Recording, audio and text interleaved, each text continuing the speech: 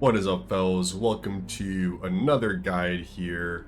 This time, of course, we're going to be doing what I think is the hardest faction in this game. It is going to be Spain. And of course, we are going to play on very hard difficulties. This guide is kind of geared towards that aspect of playing. Again, not to say you can't use this for like a medium or like a hard campaign, or even an easy rather. But I'm going to be assuming that we're going to be playing on this difficulty level, right? So a lot of the things are going to be mostly assumed, like when I talk about the unit roster, that we're going to be playing on very hard difficulty, right? But especially with like the troop movements and like the overall guide to the economy when it comes to Spain and what you're trying to achieve here, can be generalized, right? And of course, what we're going to be going over in this video is, first off, their starting position, right?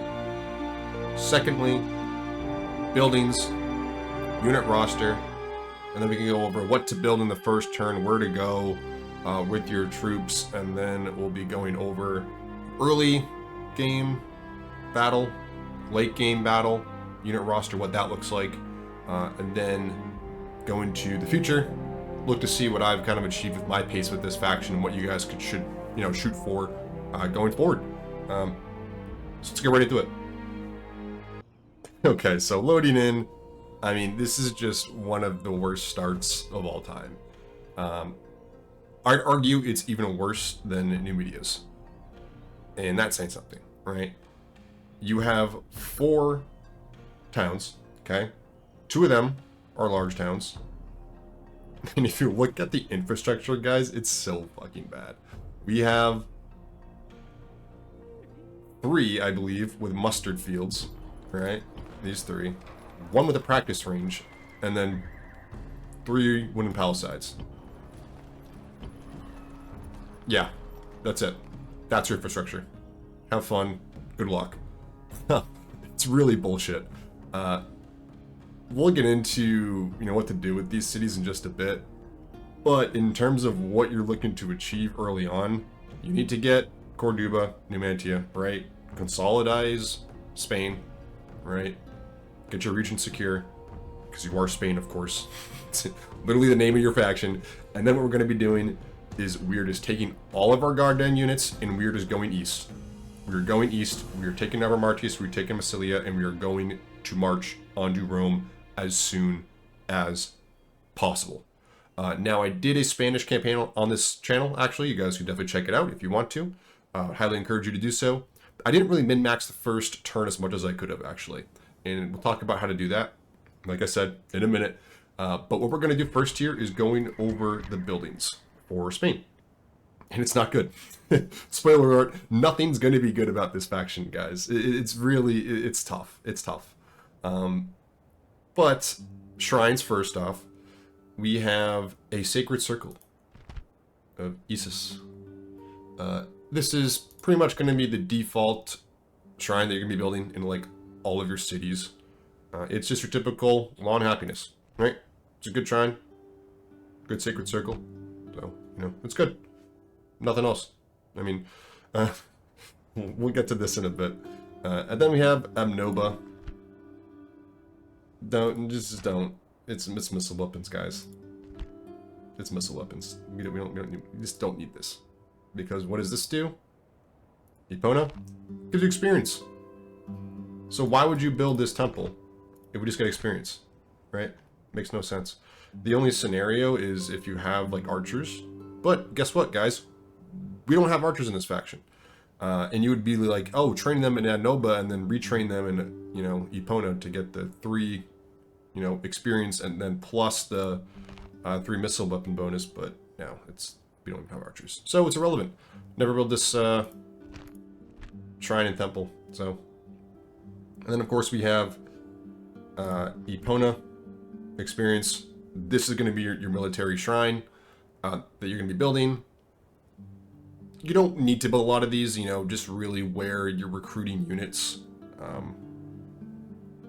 But yeah, this is your military temple. And then we have Tiatatis, butchered that pronunciation, but this one is interesting. It has the experience like it's Epona, but then it kind of goes away from that, and it has upgrade to light weapons, which is stupid. It's just worse because it doesn't provide any defense. And then it just has +2 experience. So it's just like, just build Epona. Why would you ever build this shrine? So basically, to sum up, build Isis, build Epona for your military, and you're good to go. And also, of course, you might be noticing, Johnny, what the fuck is this Temple of Horus awesome temple? Yes, this is amazing. You can build this if you capture a large city, like if Rome is a large city, or, you know, Athens or Sparta, when you take it, is a large city. You can actually get Temple of Horus awesome temple, which is probably the best unit, or excuse me, best building in the game. And then, of course, this is very rare. This is like maybe if you're in Egypt. You got the Temple of Horus Pantheon, which is +5 experience. Warning, this text should never appear on the screen. Yeah, well, it did, and it's an awesome building, so fuck you, devs. This is awesome. And then we have the tavern. Be careful about this building, guys. For the sole reason of, if you have a general ending his turn inside a city or town with a tavern or a bardic circle, they will get some interesting traits. Life is short. Tavern fire is warm. Alcohol is a hell of a drug, guys, as you clearly can see on some of my episodes during my channel. So yeah, be cautious about this. Again, it's good if you need like extra public order, like in some settlements, right, that you capture after you build, you know, Sacred Circle of Thesis. But yeah, just be careful with that. Only thing I'll say there. Of course, if you're just memeing, it's fun to have drunken generals. You know, what can I say? And then we have mines. Mines, I wouldn't really focus on them too much until you have a port up, or maybe even a shipwright. Ports and shipwrights typically you can gain around, you know, 200, 300, you know, GPT gold per turn. You know, so that's going to be the same, you know, income for a lot less. This is like 2,000 cost, right? 2,000 gold. This is like 800. This is like 1,200. So do the math, guys. it's not hard. And of course, you can see of like, oh, what would the market do? Looking at the income, right, of your city versus building like the mine, because the mine, it's 2,000 cost. You get plus 200 gold per turn. So this is only profitable after 10 turns. It's a lot of turns to justify it, right? You need to make sure you actually have enough money to justify building a mine. Barbarian factions just suck, guys. It's just tough. You have to live with roads, and that's that. Can't really do anything else about it. It sucks. Farms, you can build this in some towns, especially in the poor-ass towns that we're going to be capturing from, like, Gaul, that have, like, no population, right? Other than that, don't really need to focus on them. And then this is, like, after you have kind of built everything else, right? All the economy and military and public order buildings. Then you can, like, oh, yeah, I can build a farm to increase my public growth. Population growth. What the fuck? Okay. Shipwrights and ports, I kind of went over them with the mines, but yeah, I mean, if you can build this, build it. It's a great economic building. You know, anything about, you know, this game is that these are money powerhouses. Build them.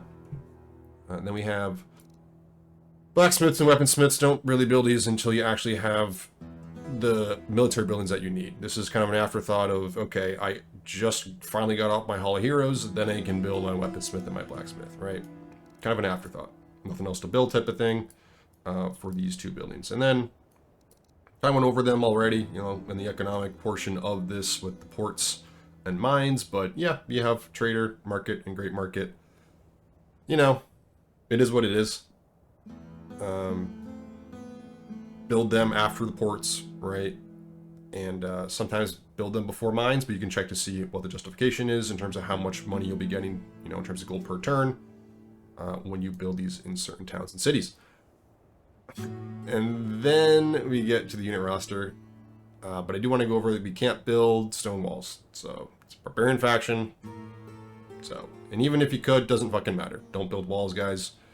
Again, name of the game with Spain and in any other faction in general when we talk about playing this game is be aggressive. Do not sit on the defense. So really, this is just a defensive building. You don't really have to build walls in general, right? And we all know it's a barbarian faction. We can only get to minor cities. It sucks. It is what it is. Definitely one of the worst parts about this faction is the cap of barbarian factions of minor cities, right? So tough luck. Sucks to suck. But now let's get into the military of Spain, which is, I think, also the worst in the game. Not only does it have the worst start, it has the worst unit roster. For the sole reason of the ranges. Practice range, skirmishers, and archery range, guys, can build slingers. An archery range builds slingers and not archers. Because that fucking makes sense, devs. Okay. Awesome. Cool. So we can't build archers. You have no missile attack. If you want to build slingers, be my fucking guest. You know how I feel about this unit? 4 missile attack and not even good range. Not even good range. And it also doesn't have nearly as much ammo as archers have. Skirmishers, I fucking can't with this unit. I fucking can't. And then we have really what we're going to be building this whole fucking campaign is round shield cavalry with stables. You have warhounds as well. This is a 2-turn build. Not worth it because it's 2 turns. You'd rather build 2 units of round shield cav versus 1 unit of warhounds. Again, this is just a cavalry unit. 7-10, it's not bad. It's fast moving. Abuse cavalry tactics in this game. That's how you win. That's how you get better, is abusing cavalry. And this is what you're going to be building in your early and late game. So, and you know, once you get some warlord stables and some cav stables from enemy settlements, then hey, an upgrade. Long shield cavalry. Now with good morale and 8 and 13. Yeah. Massive upgrade. But it's something, right? So, you gotta make do. You gotta make do. And then we have the infantry. So, you can get infantry in actually 3 different kind of sources here. First one, of course, is your regular barracks. You have the mustard field, town militia. Never build this unit. It is absolutely dog shit. Same goes for Barbarian infantry. Probably the worst militia barracks unit in the game is Barbarian infantry. 7 and 8. Just says no stats. Just, yeah. Don't build this unit.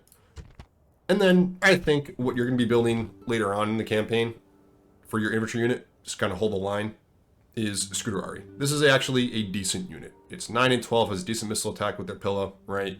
It's pretty good. 1 turn build, so, you know, it's good. It's solid. And its counterpart, they might be thinking, and what makes, you know, Spain the coolest faction in the world, guys. So if you look at ISIS, you can build 2 different infantry units here. The Bull Warrior and the Naked Fanatics. Naked Fanatics, 13 and 7. I mean, good morale, good stamina. Everything looks good here, you know. Expert at hiding, combat bonus in Windsor Snow, War Cry improves attack, right? This is a good unit, right? But it's 2 turns. So it immediately becomes one of the worst units in the game. So you'd rather have 2 Scuderie all day with you know, 1 unit of Naked Fanatics. And then we have the Bull Warriors. God, wow, so cool. 2 hit points. Excellent morale. I'm gonna come, like, no, it's actually not the best unit, guys, because it's 13 and 12 and it's a 2-turn build.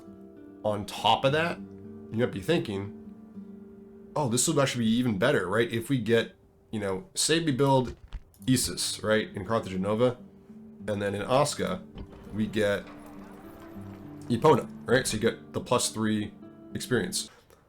So you train all the Bull Warriors in Carthagenova, and then you go up to Osca and retrain them to get +3, you'll find that you can't retrain the Bull Warriors in Osca. So they actually can't even get that +3 to experience. What can get that +3 to experience, though, is the Scuderie. Shocking. So this really can be a 12 and 15 unit, right? Versus the Bull Warrior, which is just 13 and 12. 12 and 15, 13 and 12, 2 hit points. One is a 2-turn build, one's a 1-turn build. What can I say, guys? Scuderi is just going to be a better unit to build, right? It's more cost efficient. On top of that, the Bull Warriors cost 2.5 times as more gold, right? On top of that, more upkeep for Bull Warriors. So, I would recommend in your campaigns, get Scuderi. They're a good frontline unit to just hold, get their Pilla to attack, you know, fire at will. When the enemy infantry comes up, you know, get some free kills off of it. And then just rely on your cavalry, right?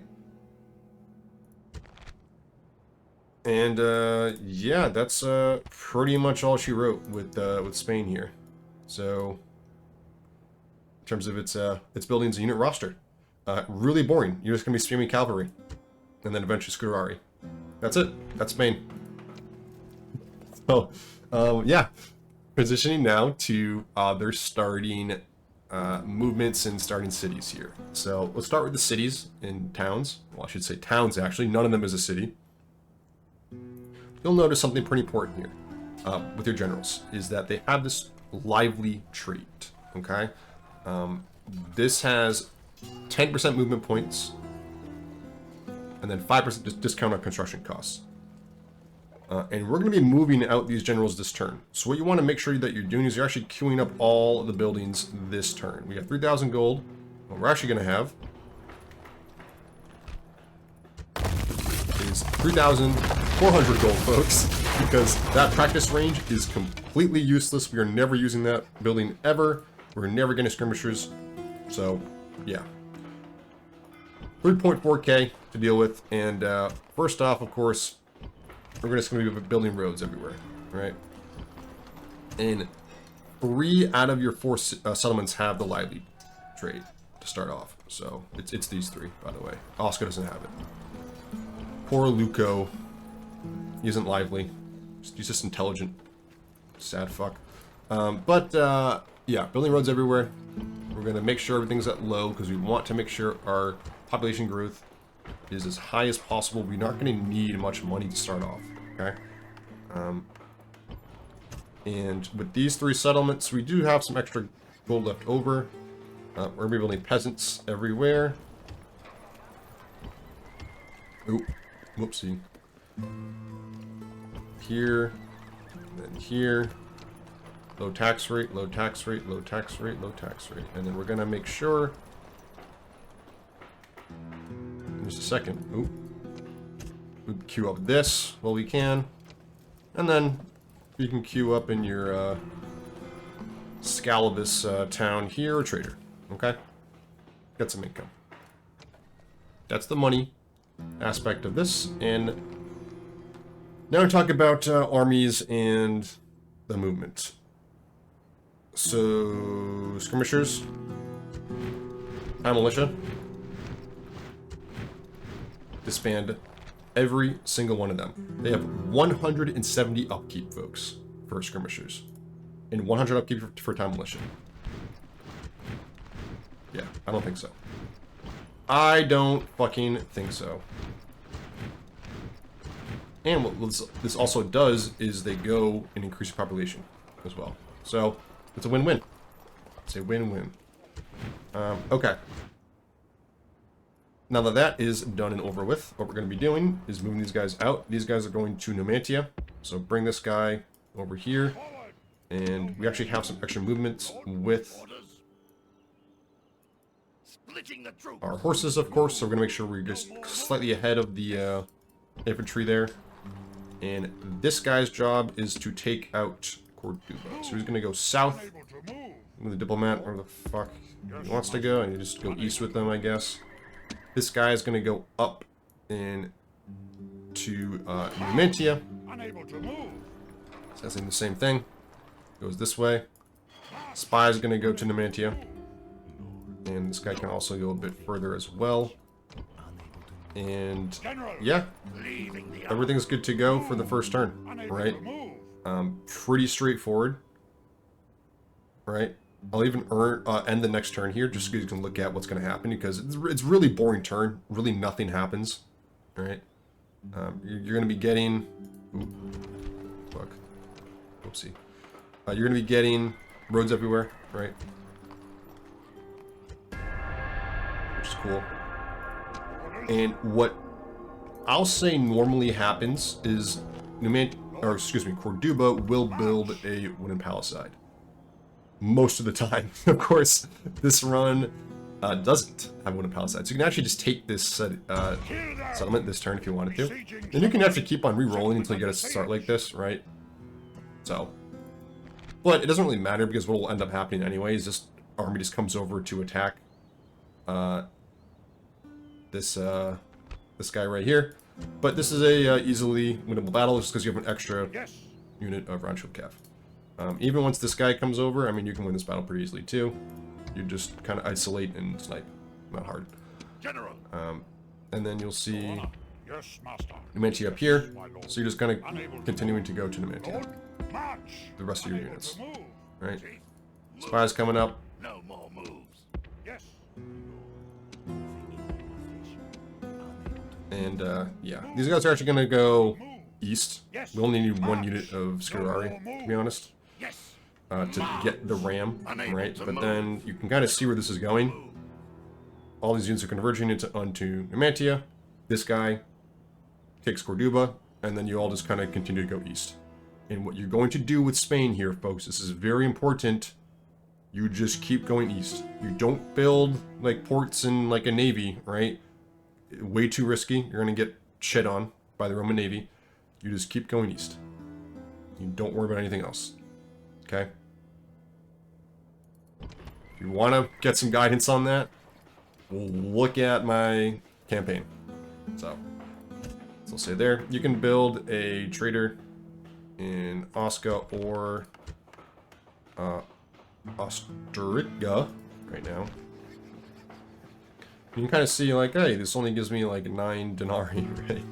Versus if I built it here, you know, what would I get here? I want to get 10. You know, it doesn't really matter. It's just a trader, right, with roads right now. But, you know, this will stack. So this is why this is worth it. Because when you get a market, in a great market, this is going to be a lot better income from that building. But, yeah, not doing anything else in terms of recruitment. Numantia, importantly, will have a stables. So what I'd recommend that once you take Numantia, is build Epona in Numantia and just spam cavalry. Alright, just get round shield cav out of Numantia and just feed them east. Right? So that's going to be kind of your early recruitment center, is Numantia. Okay?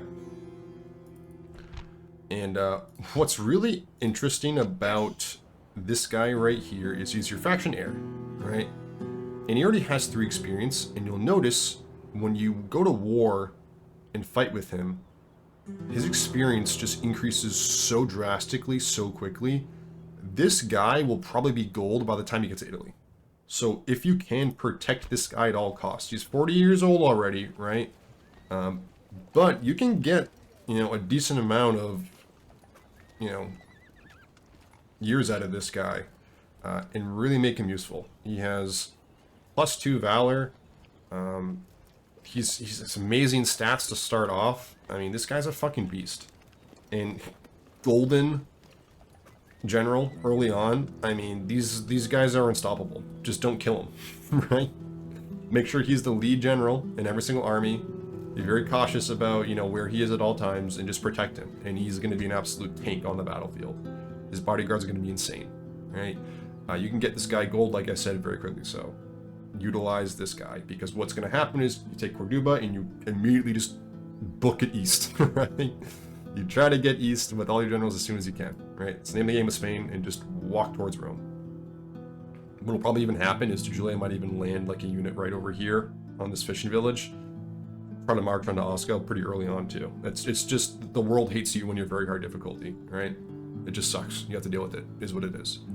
But yeah, that is Spain in terms of buildings, unit rosters, starting locations, what you're trying to do. So let's go over into an early battle and how that looks like. Alrighty, folks, welcome to your typical early game battle with Spain. Welcome to fucking hell. This is your unit roster, and we should be focusing on building. That's right, folks. It is 4 generals and a fuck ton of round shield cav. This is the best army in the world. Yeah, so what you're going to be doing here, folks, is you're going to be getting cavalry. You're gonna have a blob. You're gonna click to the right. You have another blob. You're gonna click to the left. You're gonna kill their cavalry. You're gonna kill their general. And then you just tire out their infantry, make them exhausted by chasing you, and then you win. Yeah, that's fucking Spain, guys. This is Spain. Have fun. Life fucking sucks. Alright, folks, yeah, and this is basically just going to be your late game army. Again, it's more of the same shit. You have your generals, you have a mix of now long shield cavalry, yippee! And your leftover round shield cav from previously, you know, used in the early game. And then, yeah, you'll have your infantry unit. Doesn't really do much, but, you know, just holds the line. And it kind of distracts the other army from, you know, the cavalry that'll be, you know, probably in the back lines. It'll lure some infantry in to try to, you know, take out your infantry on your end. And you get some kills from the pillar, right? And then you can charge in the back of, you know, the infantry when it's occupied with scooter army. It's just it's a nice supplemental unit in the late game that you can kind of rely on once you get sick and tired of always trying to utilizing your cav for literally every single fucking thing. So again, try to get all of his units at this point too with Epona, so these should pretty much all have 3 experience. You know, minus the general bodyguard, of course, right? But even then, with the generals, they should be high experience too, right? So this is actually not a bad, you know, army in terms of its statistics, right? It's going to be pretty strong. It's going to have powerful charges with its cavalry. Pilla's going to be doing some damage, right? And yeah, again, you know the drill. Kill the cavalry on the side, kill the general snipe, and then focus on the infantry. Easy enough, right? So that's the unit roster for the battles of Spain. Alright, folks, so it's 252 BC here. This is directly from my campaign that I did on this channel. And, you know, it's been some time. It's been about, what, 36, 37 turns at this point, right? So some time has passed. And I took Rome. I basically got all of Italy except Sicily, right? I'm even already pushing into Greece. And you'll notice, right, Rome, I got the Sacred Circle of Epona going up. And what we're going to be able to get is actually the Temple Force Awesome Temple, which is pretty cool because it's a large city, right? So that's great. And it kind of beats seeing, like, hey, I'm mostly just building Scudorari and, you know, long shield cav, and this is kind of retraining my round shield cav, right? This is going to be your typical army. Right, this is what you're going to be shooting for. You'll be seeing kind of the frontline army I have right now. It's just fucking generals, man. And look at the stats on them. They're all, you know, double or triple silver chevrons. It's insane, right? This is just what happens when you play Spain. You have the general cheese, and this is the stats that you get from them. It's just, and what you're going to be doing as well is building a fuck ton of spies. Something that kind of failed to mention throughout this episode is, once you get spies, spam them, right? Everywhere. Spies are going to be your friend, right? You're going to have a pretty decent economy, actually, in Spain once you take out Rome. So you can really take advantage of spies in their utilization to break open the gates, and you don't really need any siege units, right? You don't need infantry. You can just go with your cav and just open the gates with spies and take the city in the same turn, right? So pretty useful to have spies kind of everywhere on your front lines as well. And you'll even seen what does happen in campaigns with Spain is that once you kind of got your generals and some of your cavalry pushing east, right? All your leftover bullshit that you're kind of still recruiting, your generals that, you know, spawn in, you know, are going to be still in Spain. So you can move them up and kind of fight Gaul because they are going to be really goddamn annoying. And they're going to be putting armies into Narbonne Martius and Massilia, right? And take them out with those extra armies that are just kind of dicking around in Spain that you recruited. So, and you can even, you know, take out Britain because they're really fucking annoying, which I'm doing right now, and then keep on pushing east. So, you don't really have to push into Germania too quickly. Again, Alesia is a good recruitment center, but that's really about it, right? Whereas in Rome, every single goddamn city is going to be a recruitment center with Spain, right? Because you just build round shield cav and long shield cav, right? That's basically the name of the game. I mean, all these cities are going to have probably stables, right? So yeah, this is what you can kind of shoot for with this pace. It was a pain in the ass to try to take out Italy just because I got settlements bribed. It was a fucking shit show. But you know, there are some great battles on that channel, or on that campaign rather. So yeah, that's gonna do it for this guide. Hope you guys all enjoyed. Coming out with a new campaign next, so stay tuned, of course, for next Saturday. Should be a good one. Based off of the results from the poll. So, yeah, as always, guys, thank you so much for watching. Don't like, don't subscribe, and I will see you guys for the next one.